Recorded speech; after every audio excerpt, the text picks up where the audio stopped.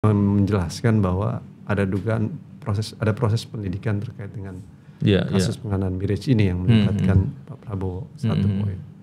Di data kami itu ya Mas, di tahun 97 itu harganya itu per unit hanya 23 sampai 30 juta US dollar.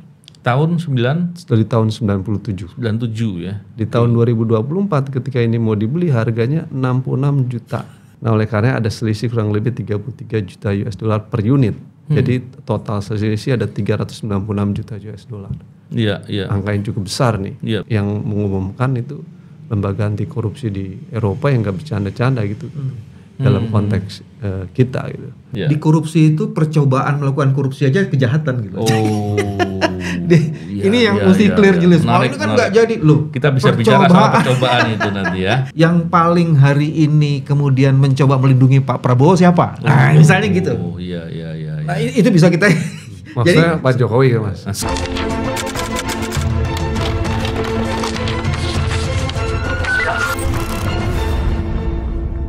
Bismillahirrahmanirrahim. Assalamualaikum warahmatullahi wabarakatuh.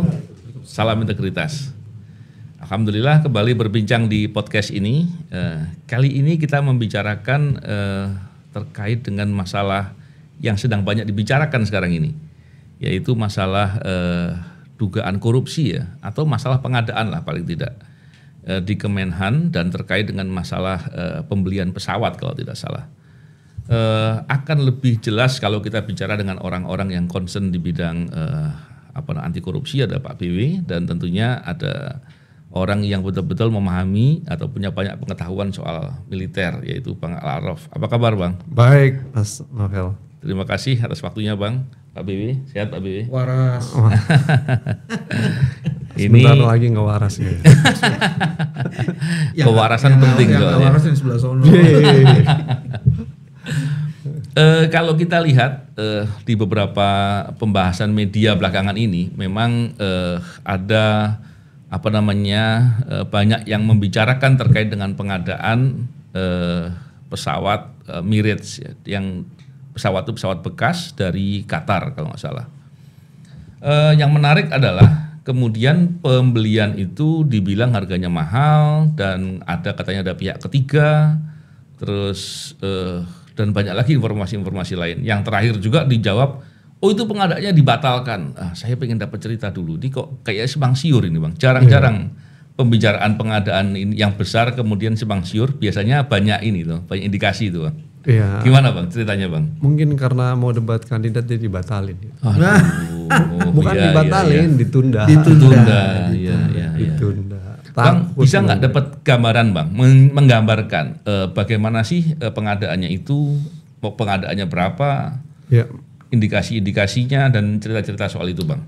Memang sejak awal pembelian pesawat Mirage ini penuh dengan masalah. Oh ya? Dari berbagai aspek lah. Oke. Dari aspek urgensi, dari aspek kebutuhan buat TNI AU-nya, dari aspek penganggaran, dari aspek anggaran yang melonjak luar biasa dalam pembelian ini. Jadi kontroversi pembelian Mirage ini sejak awal sudah bermasalah. Tapi pada era tersebut terus diteruskan komunikasinya. Pak Prabowo ini kan sebenarnya komunikasi dalam pengadaan pemberian Mirage ini, khususnya Pak Menteri Pertahanan, dilakukan bukan hanya melibatkan G2G, government to government, tapi juga ada pihak ketiga yang orang sering sebut dengan broker gitu ya.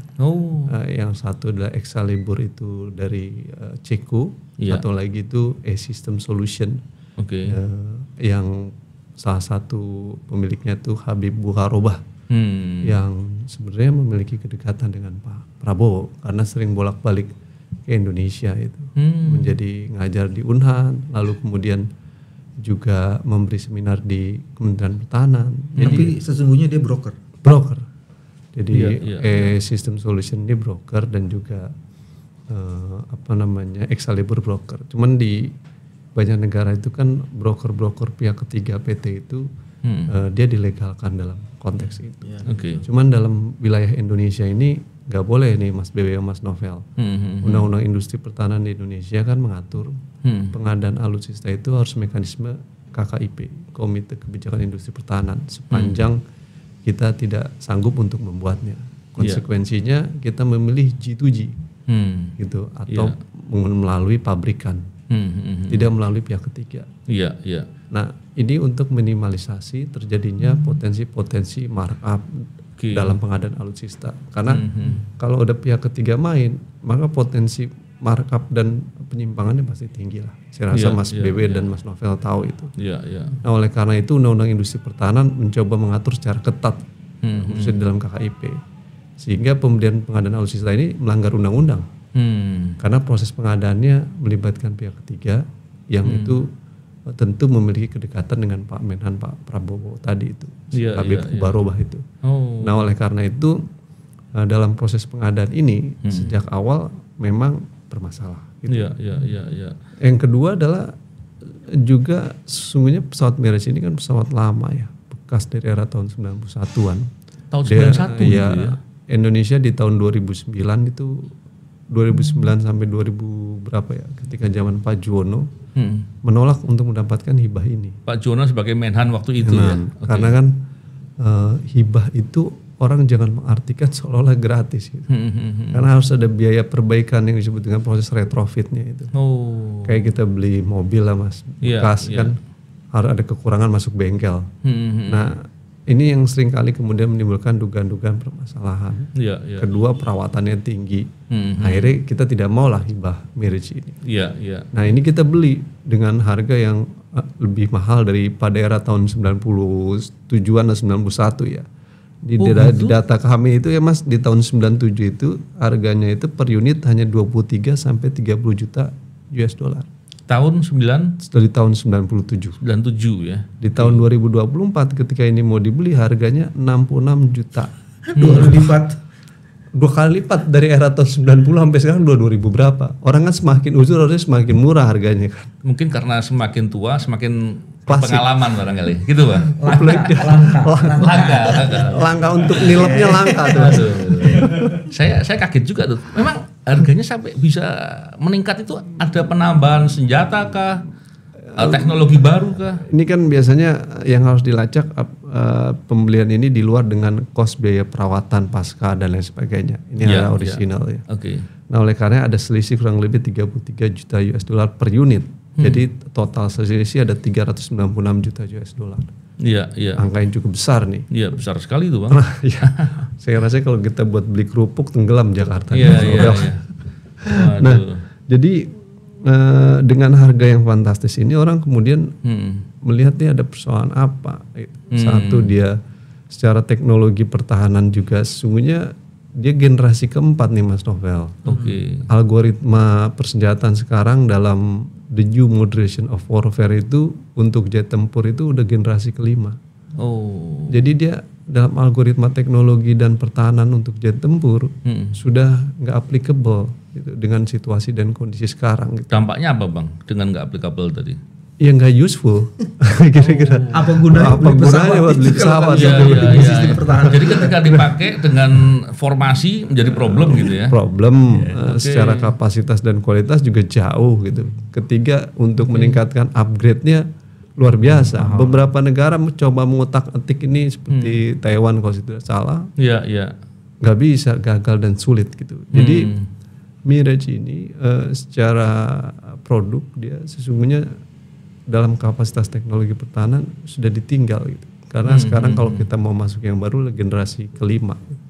Nah, ini yang kemudian menjadi alasan juga Mas, pembelian ini bermasalah. Kementerian Pertahanan kemudian membantah tentang isu kickback dari persoalan ini ya. Jumlahnya kurang lebih berapa ya? 600 miliar kalau saya tidak salah kalau dirupiahin itu. Yang menurut saya dengan alasan katanya sudah dibatalkan. Nah, saya mau bilang begini, melalui kontrak yang sudah dibangun sejak tahun 2023, Kementerian Pertahanan harus menjelaskan secara transparan dan akuntabel pembatalan itu maksudnya bagaimana. Karena kalau pembatalan kontrak itu yang sederhana aja di Indonesia, itu ada one prestasi loh. Ada penalti. Ada penalti juga. Ini kontrak internasional nih, nggak main-main. Dan dalam persenjataan itu kontrak paling rumit, Mas. Syaratnya, requirementnya, mekanisme dan lain sebagainya, sampai soal tidak dipergunakan untuk kepentingan pelanggaran HAM berat dan lain sebagainya. Nah, oleh karena itu situasi dan kondisi isu tentang pembatalan atau penundaan, menurut saya itu isu yang klise ya, yang tidak menjelaskan semuanya. Kalau ingin menjelaskan duduk persoalan ini, jelaskan ke Komisi 1 DPR, buat secara terbuka, masyarakat menjadi tahu gitu. Oleh karena itu, kalau sampai sekarang masih terjadi dugaan kecurigaan ada persoalan ini menurut saya masih wajar gitu. Apalagi ini pihak yang mengumumkan itu lembaga anti korupsi di Eropa yang nggak bercanda-canda gitu dalam konteks kita gitu. Nah oleh karena itu sangat penting skandal ini harus dibongkar sampai seberapa jauh. Apalagi ada dugaan bahwa kickbacknya itu diduga kuat dipergunakan untuk kepentingan elektoral. Nah di situ Bawaslu harus main. Supaya kita bisa tahu kenapa balihonya banyak sekali kan. Dibanding baliho. Jangan-jangan ada kaitannya ya. Enggak, saya kan cuma nanya nih kira-kira nih gimana nih. Gitu. Jadi itu Mas Novel gambaran umumnya Mas. Menarik sekali Pak Bibi. Kalau melihat ini tadi yang disampaikan oleh Bang Al-Arafi, kalau ada investigasi ya kurang lebih, apakah pre-investigasi atau investigasi dari lembaga anti korupsi di Eropa begitu. Tapi kan kemudian ada juga yang bilang wah itu beritanya nggak valid katanya dan lain-lain. Gimana Pak Bibi melihat itu? Karena kasus terkait dengan pertahanan itu kan biasanya banyak sisi yang rahasia gitu. Dan tapi kan kita punya kelebihan nih Pak Bibi. Pak Bibi kan pernah jadi komisioner KPK. Dan di antara lembaga-lembaga anti korupsi masing-masing negara kan saling bekerja sama. Itu gimana melihat perspektif itu dari Pak Bibi? Kalau ini yang mesti clear ya. Di korupsi itu percobaan melakukan korupsi aja kejahatan gitu. Ini yang mesti clear jelas. Ini kan nggak jadi loh. Kita bisa bicara soal percobaan itu nanti ya. Ini kita anggap nggak jadi gitu. Tapi itu percobaan melakukan kejahatan itu udah kejahatan berarti tidak ada korupsi. Apalagi kalau udah kontrak kan. Jadi dibatalin lagi. Jadi kita hajar dulu di situnya tuh. Apa sih lu mau ngomongin apa? Ini kan nggak jadi. No. Percobaan melakukan kejahatan di tindak pidana korupsi itu adalah kejahatan. Itu clear dulu. Itu belum pernah dibahas tuh Pak Bibi. Nah, yang paling menarik kan gini Mas. Tadi pertama Sobat Araf bilang ada pelanggaran. Tadinya G2G menggunakan pihak ketiga itu udah pelanggaran. Jelaskan itu. Karena itu udah pelanggaran tuh. Jadi nggak usah ngomong-ngomong macam-macamnya kan penyalahgunaan kewenangannya. Ini ada aturan, you against aturan itu. Kok against aturan itu? Cuman pertanyaannya kan gini Mas, korupsi itu kan well organized crime. Nggak fair juga kalau cuma Pak Prabowo. Ya pasti Pak Prabowo pasti di backup kalau di partai politiknya itu di parlemen di backup oleh Gerindra. Cuman apa hanya Gerindra gitu. Karena ini kan diskusi ini kan harus juga persetujuan kan Bos. Nah itu yang juga menurut saya menariknya. Well organized crime menandakan bahwa ini bukan hanya Pak Prabowo sendiri. Dan sebenarnya kita bisa mulai ngecek nih, Sobat. Yang paling hari ini kemudian mencoba melindungi Pak Prabowo siapa? Nah misalnya gitu. Nah itu bisa kita. Maksudnya Pak Jokowi kan Mas? Sekutunya dong kan. Bukan hanya Pak Jokowi loh, karena tiba-tiba di sini saya baca di media nih. Ini tanya pertanyaan nih. Tiba-tiba di media Pak Luhut juga ngomong. Oh iya. Panas juga panas. Ada yang panas sekarang ini. Nah, berarti kalau yang orang udah kepanasan itu kira-kira kalau kan kita psikologik legal ininya kan, oh ini teman-temannya ini nih. Nah itu yang menarik yang kedua yang menarik. Terus yang kebagian biasanya panas Mas. Dia kepanasan sendiri dia. Itu yang kedua. Yang ketiga yang juga sangat menarik, dia kemudian menggunakan satu instrumen kan, membuat PT Mas. Itu kan tadi Alam bilang dia bikin PT. Kebayangkan state institution bikin PT dan PT itu kemudian dipakai untuk melakukan kerjasama jual beli. Ini karena dia sudah menyiapkan modus operandi. Ini yang saya mau bilang. Ini yang tadi apalagi masuk itu bukan sekedar percobaan tuh. Dia sudah melakukan berbagai tindakan yang bisa dipakai untuk memastikan proyek itu berjalan. Nah yang keempat yang paling menarik Mas. Orang yang dijadikan broker, messengersnya itu adalah orang yang mempunyai konflik kepentingan dengan dirinya. Dia kenal. Konflik kepentingan itu kan bapaknya korupsi. Ketemu jadi dasarnya konflik kepentingan, dibikinlah korporasi, itu kemudian dan itu melawan sistemnya itu yang itu semakin sempurna di situ. Nah, yang paling menarik adalah kemudian mengaitkan itu dengan electoral process. Itu yang tadi dikemukakan oleh Mas Araf terakhir itu. Nah, kalau udah electoral process, ini kan bisa ujungnya diskualifikasi loh Mas. Iya dong, kan? Apalagi tuh pakai dana kickbacknya itu kan bisa juga tuh dana dari ya itu kan uang dari luar yang dipakai, kickback kan bisa di depan, bisa di belakang, bisa. Yang gitu-gituan tuh. Apakah kalau ini kemudian saya kaitkan dengan PPATK, ini menjadi menarik. Kan dibilang oleh PPATK ada dana dari luar negeri yang masuk ke Indonesia dan digunakan untuk kepentingan elektoral ini dan masuk ke sebagian politisi. Lengkap tuh Mas, gambarnya mulai kelihatan. Jadi usul bahwa ini harus ke KPK menjadi penting. Karena juga KPK menjadi menarik posisinya. KPK ini kan ingin reborn. Dan Bawaslu Mas BW. Iya, ini kan KPK dulu nih korupsinya nih kan. Tadi kan kalau Bawaslunya itu kan diskualifikasinya masuk di situ. Jadi ada kombinasi ke situ. Dan mereka udah kerjasama Bos. Kerjasamanya kerjasamanya lebih pada korupsi di penyelenggaraan pemilu. Karena ini kan korupsi peserta pemilu yang menggunakan dana asing tuh. Nah itu kayak gitu tuh. Dan menurut saya ini kalau KPK mau ngambil kesempatan, ini saatnya sebenarnya dia mau melakukan reborn. Dan sekarang tinggal KPK mau apa enggak ini. Jadi kira-kira saya mengabstrak aja dari yang Mas. Menarik sekali ya. Tapi memang begini ya, selama ini kan gini Pak BW, pengadaan terkait dengan masalah militer, itu kan banyak data yang rahasia Pak BW. Dan kemudian data ini keluar gitu. Dan banyak pihak kemudian meragukan, jangan-jangan data yang keluar ini nggak valid gitu. Gimana Bang Al-Araf melihat itu? Apakah dari pengalamannya Bang Al-Araf nih, melihat data-data terkait dengan pengadaan alat militer ya gitu ya. Apakah kemungkinannya benar data ini hoax yang dipakai untuk menyudutkan atau memang itu bisa berkolerasi dengan fakta-fakta yang ada dalam kegiatan termasuk di penganggaran ataupun di perencanaan kegiatan yang ada di Kementerian Pertahanan. Kalau yang dilihat Bang Arif seperti apa? Ini kan sumber berita dari berita internasional ya. Oke. Yang menurut saya kita atau Paman Gibran pun nggak bisa nyentuh gitu. Sumber internasional tadi. Itu pertama yang menjelaskan bahwa ada dugaan proses pendidikan terkait dengan kasus pengadaan Mirage ini yang melibatkan Pak Prabowo satu poin. Yang kedua, tentu informasi itu kan tidak selesai di situ. Kita harus melacak bahwa apakah ada memang keinginan untuk membeli itu. Kan ada. Dikonfirmasi di beberapa pemberitaan ya. Dan Indonesia kan di semua berita Indonesia ini pengen beli Mirage dan udah kontrak. Ya kan. Dijawab pula akan dipending ditunda gitu ya. Yang ketiga dijawab akan ditunda. Karena ada skandal dibatalkan. Statusnya naik dari ditunda dibatalkan.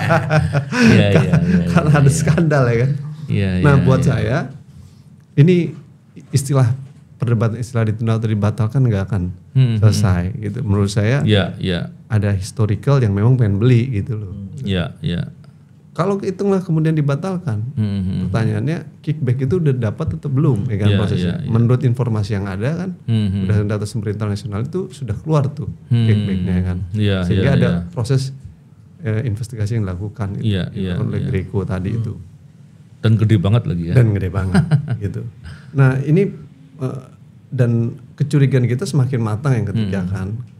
Kenapa? Karena pembelian Mirage ini sesungguhnya tidak urgent gitu loh. Karena secara teknologi dia ketinggalan, bekas dan akan menimbulkan beban sendiri buat Indonesia. Tapi dipaksa untuk dibeli. Berarti kan orang bilang ada apa ini? Jadi dalam pengadaan alutsista itu hampir 99% potensi-potensi penyimpangan terjadi ketika kita beli alutsista bekas. Karena itu nggak punya indikator harga yang jelas. Kalau Mas BW mau beli Sukhoi ke Rosoboron di Rusia yang baru, itu kita klik aja di Google Rosoboron harga Sukhoi langsung keluar. Jadi kita bisa tahu. Tapi kalau kita beli bekas Mas Novel, kita nggak tahu tuh ukuran standar. Nah dari informasi berita itu, fakta-fakta itu dan keterangan mereka sendiri, maka dugaan-dugaan ini jangan cepat untuk dibilang hoax. Justru harus dibuktikan oleh KPK dan PPATK tentang informasi ini. Jadi Kementerian Pertahanan nggak perlu juga bantah membantah, tunggu aja proses yang dilakukan oleh Greco. Sementara masyarakat menganggap silahkan KPK juga ikut terlibat karena ini terkait dengan Indonesia juga dalam beberapa hal gitu. Tadi Mas Bey sudah menyampaikan semakin ditarik ke belakang orang akhirnya berpikir gini Mas Novel.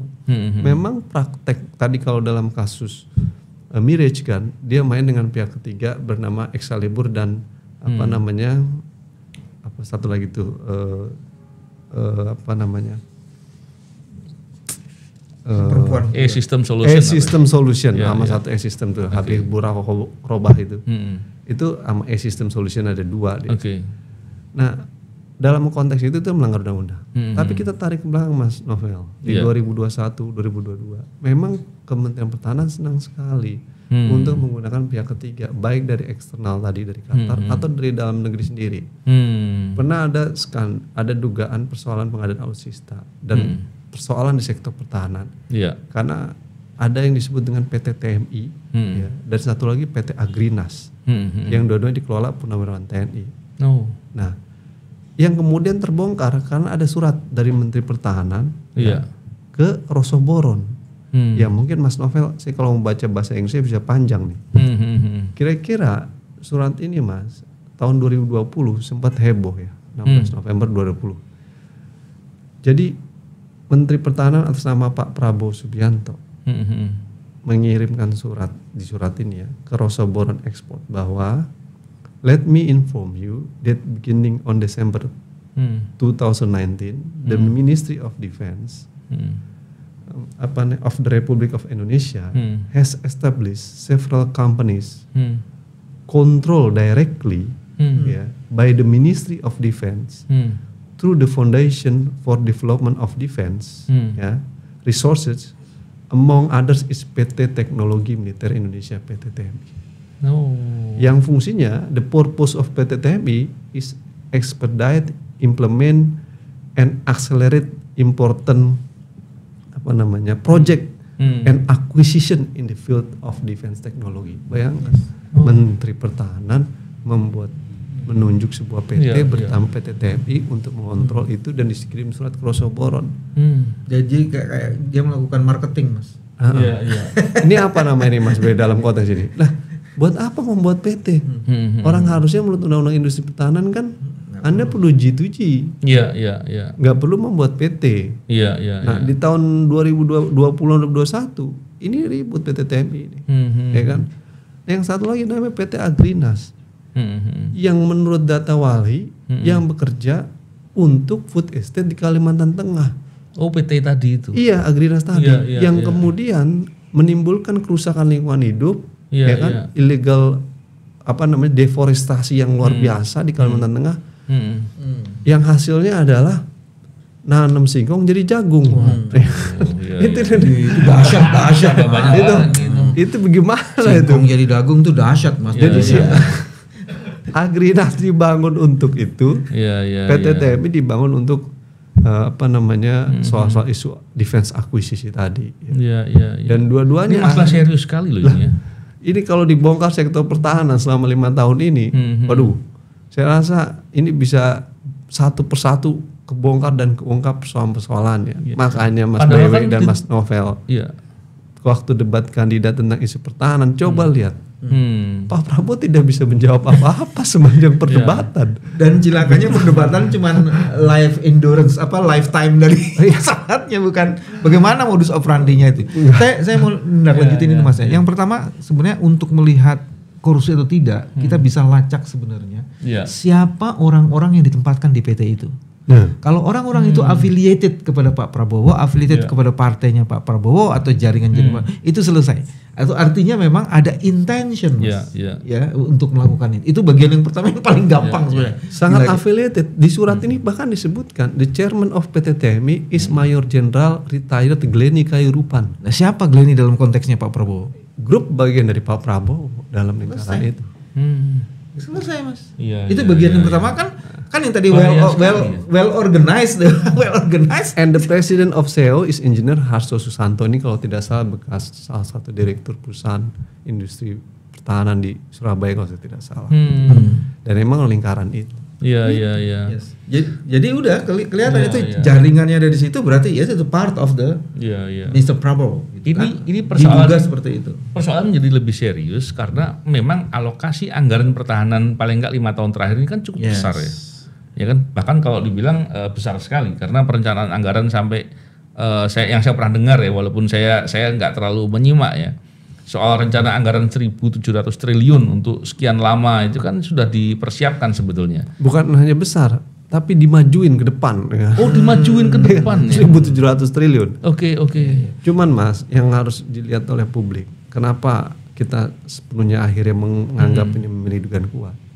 Karena sejak awal pembangunan sektor pertahanan yang dilakukan oleh Pak Prabowo ini itu berada dalam ruang gelap dan ruang remang-remang. Oh, kenapa gitu? Karena seorang menteri pertahanan itu menurut Undang-Undang 3 2002 perlu membuat apa yang disebut dengan Defense White Paper atau buku putih pertahanan. Apa itu fungsi buku putih pertahanan? Sebagai bentuk akuntabilitas kepada publik masyarakat Indonesia untuk menjelaskan arah orientasi pertahanan kita begini loh. Gitu. Yang kedua, untuk menjelaskan kepada negara-negara di kawasan bahwa arah orientasi pertahanan Indonesia tidak mengancam negara kawasan. Dan itu bukan rahasia negara ya? Sama sekali bukan rahasia negara. Semua negara membuat apa yang disebut dengan Defense White Paper supaya tidak menimbulkan dilema security di kawasan. Pak Prabowo sejak menjadi Menteri Pertahanan tidak membuat ini. Akhirnya kita mau ngeliat arah orientasi pertahanan kemana? Sehingga kita bisa menyimpulkan ya memang sejak awal ini sedang dirancang dan dibangun dalam ruang gelap. Dan benar-benar gelap dan benar hitam, muncullah skandal Mirage ini. Karena ancamannya itu adalah kuasa kegelapan. Jadi di ruang-ruang. Tadi kalau Pak BW bilang bahwa dalam tindak pidana korupsi itu percobaan itu dihukum sebagai perbuatan yang sama dengan orang yang full toid berbuat. Saya mau nambahkan lagi, bukan cuma itu Pak. Permufakatan jahat itu juga dijadikan seperti itu. Jadi jangankan percobaan, permufakatan jahatnya sudah bisa diproses dalam perkara tindak pidana korupsi. Jadi kalau melihat dari cerita tadi, saya pikir penting bagi KPK, terus LKPP dalam konteks pencegahan itu memeriksa dengan lebih detail terkait dengan itu, dengan harapan kalau LKPP yang memeriksa tentunya berharap proses-proses pengadilan lebih lanjutnya jangan sampai terjadi masalah yang serupa. Kan gitu. Satu lagi PPATK ya. PPATK juga. PPATK dan tentunya KPK itu memeriksa tentunya untuk mengkonfirmasi dugaan-dugaan tadi dan tentunya melakukan tugas dan tanggung jawabnya untuk melakukan penindakan perkara tindak pidana korupsi apabila ada perbuatan tadi. Gimana Pak Bwi?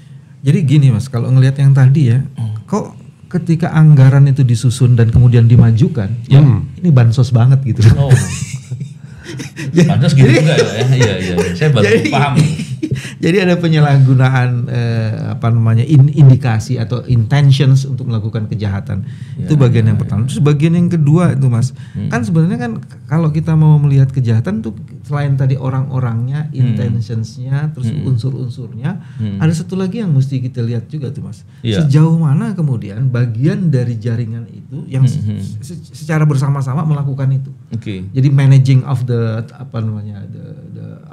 kejahatan itu, fraudnya itu terjadi. Dan ini kayaknya ada pembagian tugasnya itu kalau menurut saya. Pertama misalnya kan satu membentuk PT udah jelas. Terus udah gitu lihat lagi tadi anggaran pertahanan ini kan dilolosin nih. Nah kan dari situ kan bisa kelihatan juga kan siapa fraksi-fraksi yang mendukung, siapa yang tidak. Dan sekarang kita cek aja fraksi yang mendukung itu bagian dari koalisi itu enggak ini untuk melihat itu aja. Ini kan sampai Bu Sri Mulyani sendiri teriak karena kan menaikkan anggaran di setahun 2 tahun ini untuk utang luar negeri dinaikkan gitu. Dia kan ada 2 skema, satu skema APBN, satu skema melalui utang luar negeri gitu. Walau dua-duanya bebannya ke anggaran APBN juga. Terus ada lagi coba deh Mas perhatikan deh. Kan pasti terus kemudian ada berbagai macam case di situ. Anda masih ingat nggak ada wakil menteri yang dicekek lehernya gitu. Jadi selalu ada case-case yang kemudian menjadi pemicu dan kemudian orang ini apa sih urusannya gitu kan. Walaupun itu mungkin tidak terlibat kaitannya dengan mirage langsung, tapi itu kan dengan food estate itu ada kaitannya. Itu pasti ada kaitan kayak gitu. Iya, menarik sekali. Dan begini Bang Al-Araf, kalau melihat dari dugaan-dugaan yang seterang itu ya, saya khawatir KPK kemudian kalau tidak ada laporan, tentunya KPK bisa jadi, apalagi dengan kondisi KPK sekarang ya, dia lebih menunggu gitu. Sejauh ini apakah sudah ada yang melapor untuk memberikan informasi dan mendorong KPK untuk bisa bekerja dengan semestinya, Bang Al-Araf? Ya, sebenarnya kita pesimis ya dengan lembaga negara hari ini. Karena kan kekuasaan begitu sangat masif melakukan kooptasi kepada lembaga negara, sehingga orang bilang kita ini udah bukan negara hukum tapi negara kekuasaan. Jadi sebenarnya kita pesimis dengan lembaga negara, tapi kita nggak punya pilihan. Kita tetap harus melaporkan. Betul. Penting untuk PT TMI kita hari ini melaporkan ke Ombudsman. Karena sudah tadi Bang ya. Sudah tadi siang kita melapor ke Ombudsman, mengundang media bahwa keberadaan PT TMI itu melanggar prinsip-prinsip tata kelola pemerintahan yang baik dan benar. Masa ada satu lembaga dibentuk oleh seorang Menteri Pertahanan untuk memonopoli satu proses defense akuisisi yang menurut Undang-Undang Industri Pertahanan, kebijakan defense akuisisi dan pengadaan alutsista itu harus dilakukan melalui mekanisme Komite Kebijakan Industri Pertahanan (KKIP), bukan melalui sebuah PT, kira-kira begitu. Nah, Daniel sering ngomong PT itu hanya sebatas pemikir, tapi faktanya nggak begitu gitu. Lalu ada yang bilang PT itu nggak ada, jadi PT ini seperti hantu gitu, tapi ada. Saya mau bilang, sudahlah Mas BW, Mas Novel, saya udah lama ngurusin pengadaan alutsista sampai dipecat jadi dosen Universitas Pertahanan itu, gara-gara membongkar skandal pembelian Sukhoi. Lu lagi dosen, lu kerjain pengadaan, kita kan punya academic freedom, Mas. Gitu.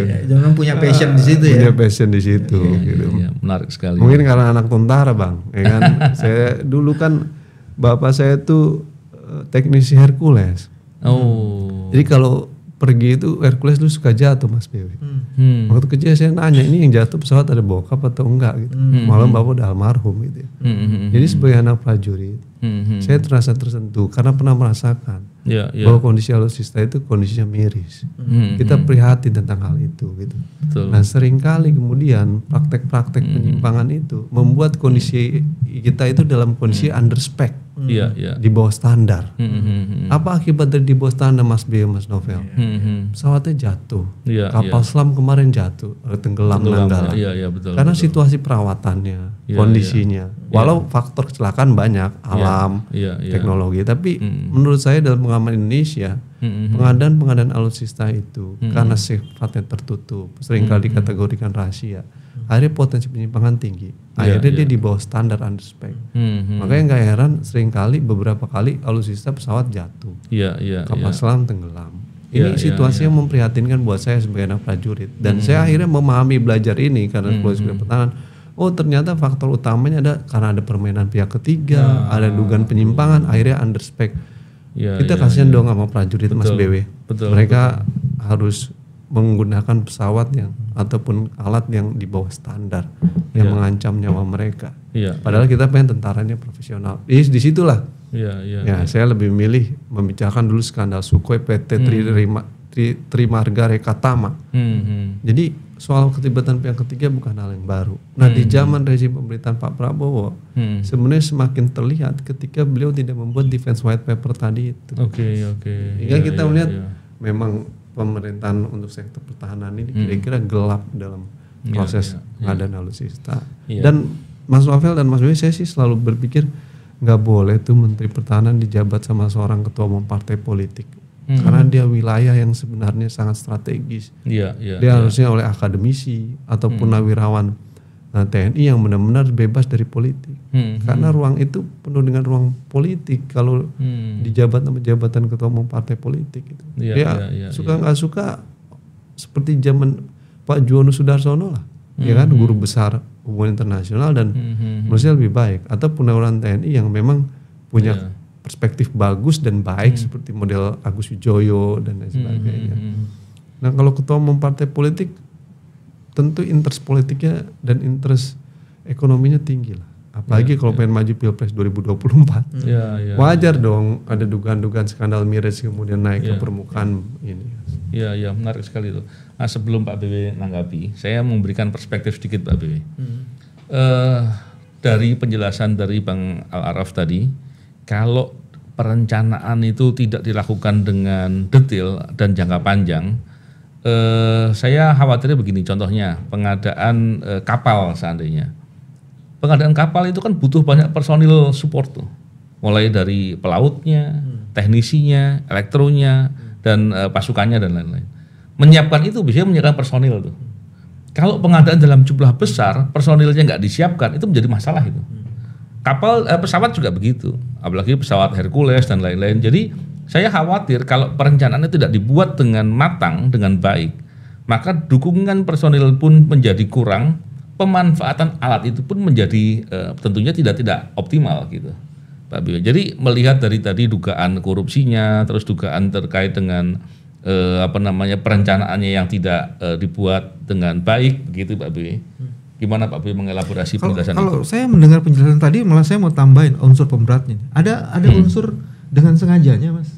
Oh, gimana itu Pak? Pertama kan yang disuruh dibikin tuh dokumen policy white paper itu dia nggak bikin. Itu kan itu udah bisa ditarik dari awal itu. Lah kalau lu nggak punya kebijakan pertahanan yang mau dibangun, kan kita nggak bisa membangun struktur alutsista seperti apa yang mesti dibangun. Terus juga kan nggak masuk itu ancaman kita apa sebenarnya. Dari situ. Jadi bias semuanya. Dari situ. Terus kedua, kenapa mesti Mirage? Dengan quality yang seperti itu yang tadi katanya ada teknologi keempat sekarang generasi keempat ini sekarang udah generasi kelima. Yang lo hadapin di sekeliling kita tuh Singapura jangan-jangan udah generasi keenam bukan kelima lagi gitu. Jadi menurut saya itu untuk apa? Itu yang juga menarik. Terus yang juga sangat menarik untuk dikemukakan Mas Novel itu kan pertahanan kita dibangun dengan kekuatan matra yang seharusnya kan bukan hanya kenapa mesti beli pesawat? Kenapa nggak ini kan kita archipelago state, the only one di dunia loh. Kenapa dengan angkatan lautnya dikembangin? Emang sekarang mesti tanya Mas Araf nih, emang ancaman kita tuh gimana sih? Perang udara atau bukankah justru sekarang itu Departemen Pertahanan gampang sekali dilumpuhkan, di hacker aja diganti semua itunya. Kan sudah kemarin. Iya makanya maksud saya ancaman kita tuh apa? Kalau kita nggak bisa ngerumusin ancaman, tiba-tiba beli pesawat kan kita bingung. Emang ancaman apa cuy? Kok beli pesawat bekas? Kan mesti pertanyaannya itu kan. Kalau itu tidak bisa dijawab, itu sebenarnya dia sedang menyediakan diri bahwa unsur dengan sengaja itu sebenarnya hampir terbukti. Yang kedua yang juga menarik gini Mas. Sekarang di lingkungan kita mengembangkan, di korupsi kita mengembangkan yang disebut social cost of corruption. Di lingkungan tuh Mas Araf ya. Kalau lo nyuap untuk memberi izin, bukan penyuapannya aja loh. Seluruh kerugian yang muncul dari penyuapan itu yang menyebabkan lingkungan rusak itu lu mesti ganti. Nah kemarin itu ada di Darmadi kan kasus Surya Darmadi. Ketika lu main-main di pajak atau main di kelapa sawit gitu, maka kemudian kerugian perekonomian negara bukan keuangan negara itu ditaruh loh. Nah sekarang pertanyaannya kita mesti hitung tuh, bos. Lo mesti hitung apa kerugian perekonomian negara atau apa kerugian pertahanan negara kalau lu beli pesawat bekas kayak gitu.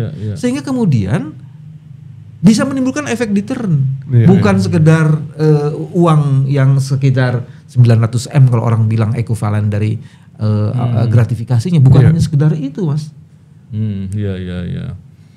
Gimana Bang Al-Araf memberikan gambaran tadi dan sekaligus mungkin closing statement ya untuk diskusi kita ini, karena tentunya kita ingin memberikan gambaran yang lebih utuh tentang masalah ini terkait dengan tadi yang disampaikan oleh Pak BW social cost, dampak kerugian, gambaran dan dampak kerugiannya juga seperti apa?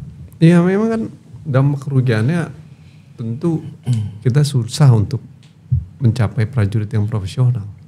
Kalau pengadaan alutsista terus dalam ruang-ruang bayang gelap permainan gitu. Dan kasus Mirage ini konsekuensinya harus diusut tuntas gitu. Dan KPK harus berperan aktif untuk itu gitu. Dan teman-teman mungkin akan menyampaikan ini KPK dalam waktu dekat karena gejala-gejala tentang ada dugaan-dugaan sisi gelap dalam pengadaan alutsista di era Pak Prabowo itu sudah dimulai sejak beliau menjadi Menteri Pertahanan. Tidak buat defense white paper, lalu kemudian anggaran dimajukan 1.700 triliun dengan informasi yang jelas. Yang ketiga, permainan pihak ketiga, PT TMI, Agrinas. Muncul main di isu-isu sektor yang bukan seharusnya, food estate yang menimbulkan kerusakan lingkungan. Yang kelima, dugaan skandal dalam pengadaan seperti Mirage ini, yang orang bertanya-tanya ini kondisinya bagaimana gitu, yang kemudian memunculkan informasi bahwa ada kickback tadi itu. Jadi ada akumulasi sejak awal menjadi Menteri Pertahanan, dugaan-dugaan persoalan di sektor pertahanan di masa pemimpinan Pak Prabowo. Jadi itu yang harus dilihat lebih lanjut, lebih dalam oleh KPK. Supaya apa? Saya rasa teman-teman masyarakat sipil ini supaya ingin tentaranya profesional, kuat dan modern, Mas Novel. Kita kan juga sedih ya, melihat pilot tempur harus pakai pesawat bekas jatuh gitu, membiayai kos mereka itu lama dan panjang loh pendidikannya. Sehingga kita harus benar-benar memberikan peralatan yang battle proven gitu, benar-benar layak dalam konteks untuk peperangan ketika itu terjadi. Bukan karena ditembak musuh ya, jatuh sendiri. Kan kita nggak pengen juga gitu. Kita prihatin, Mas. Oleh karenanya justru apa yang dilakukan oleh teman-teman ini adalah untuk membangun tentara yang modern, tentara yang profesional. Dengan cara apa? Kasus-kasus seperti soal Mirage ini harus dibongkar. Termasuk soal PT TMI, Agrinas itu harus dibongkar. Bagaimana supaya ini menjadi ruang yang terang gitu. Dalam sektor pertahanan, kerahasiaan itu hanya di level strategi, taktik, operasi. Strategi, taktik, operasi. Di level kebijakan, anggaran secara umum harusnya terbuka. Itu diatur di dalam Undang-Undang Keterbukaan Informasi Publik. Hal pasal pengecualian informasi rahasia itu hanya di level tertentu, termasuk wilayah kontingensi. Level anggaran tertutup hanya ketika anggaran-anggaran untuk kontingensi, darurat militer, operasi militer itu tertutup. Tapi dalam gelondongan keseluruhan, publik harus tahu supaya kemudian kita tahu ini arahnya untuk apa. Kenapa gitu, Mas Novel? Karena paradigma sektor pertahanan itu paradigmanya adalah public goods. Jadi sektor pertahanan itu harus berbasis pada public goods. Sektor pertahanan adalah barang milik publik gitu. Bukan sektor yang di awan-awan. Kenapa kita ingin membangun pertahanan? Agar masyarakat merasa aman dari adanya ancaman eksternal, kan gitu. Betul. Konsekuensinya ya masyarakat berkepentingan dong. Kementerian Pertahanan mengeluarkan anggaran sekian banyak untuk menghadapi ancaman eksternal. Pertahanannya benar nggak itu untuk menghadapi ancaman eksternal? Atau jangan-jangan untuk kepentingan politik. Itu yang kemudian menjadi pertanyaannya.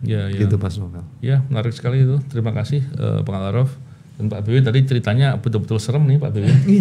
Semoga KPK-nya memeriksa dan dugaan-dugaan tadi tertuntaskan dengan konfirmasi-konfirmasi yang semestinya.